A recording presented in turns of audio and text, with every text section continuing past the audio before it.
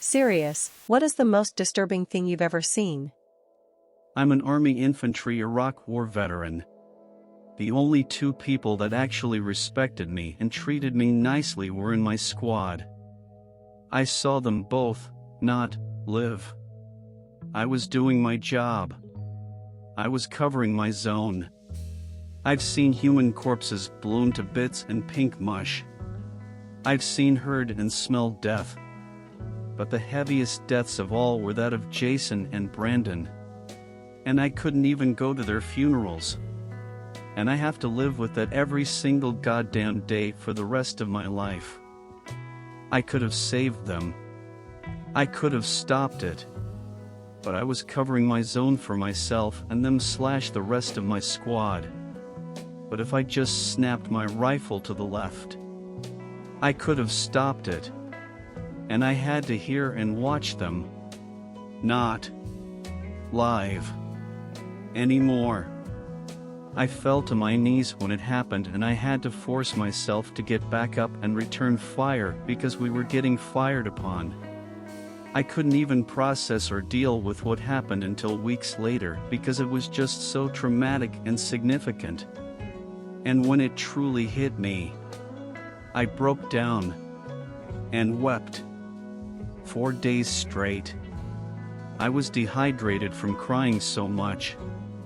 I went to go tubing with my family 12 years ago when I was 10, and we saw a huge crowd and went to check it out. The woman had a heart attack while tubing and was getting CPR while somebody had a camera in the woman's face. She died in my family, and I saw the woman even put into a bag and taken off to the coroner. I have never been to that city since then as it terrified my family and I. Footage of police breaking into a residence and killing people who were innocent of any crime because the cops went to the wrong address, assumed the worst, and acted on their worst instincts. The process of death in a microcellular view. Think about it, a cell trying to eat another. Once you see it, it's different on how you to take in life. The cell actually squirms, it doesn't want to die or be absorbed. It struggles against the membrane of the other cell. And then, it's gone. It's absorbed. It's nothing. That's it. When I was around 7 years old, there was a really bad hurricane that had passed a day or two before. I remember seeing what I can only describe as the most torn apart dead body I have ever seen. No gore website could ever be as realistic as that. Boil-covered baby dying of AIDS while volunteering at a children's ward in Eswatini. Somebody developing necrotizing fasciitis on their leg. Spread and dead before my shift ended. All from a graze on the shin. A squirrel fell into the road below the tree it was on and a car ran it over. There was a horrible pop sound when it happened and it made my chest hurt when I saw it. It was awful crying face. Our Come. I didn't want the link to be posted, nor do I know if it's still a site you can view, but kids shouldn't have access to an unsupervised computer with internet connection. Seeing crime, seeing pictures of deceased people. From years ago, nothing seemed new. But yet, still think about the things I seen years later. Disturbing in an upsetting way, not a creeped out way or anything, was seeing my dad cry when my mum passed away. Only time I have ever seen him cry. This happened about 2 years ago.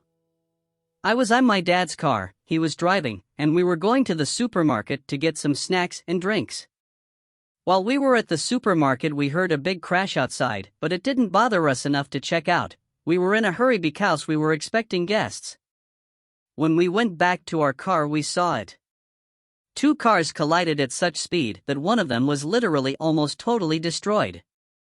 But the most disturbing part was the driver of the car. His head was literally gone. From the bottom jaw up. Nothing but blood spraying everywhere. I still sometimes see that scene in my dreams because it traumatized me so much when I saw it.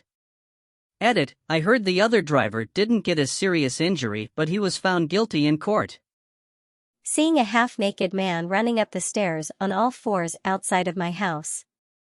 Seeing my then 5-year-old child be put under anesthetic before surgery. Her eyes rolled back and she kinda looked like she was having a seizure. Then a few years later seeing my mom unconscious after surgery in the ICU with all the tubes. She has bad circulation in her hands and they were cold and bluish.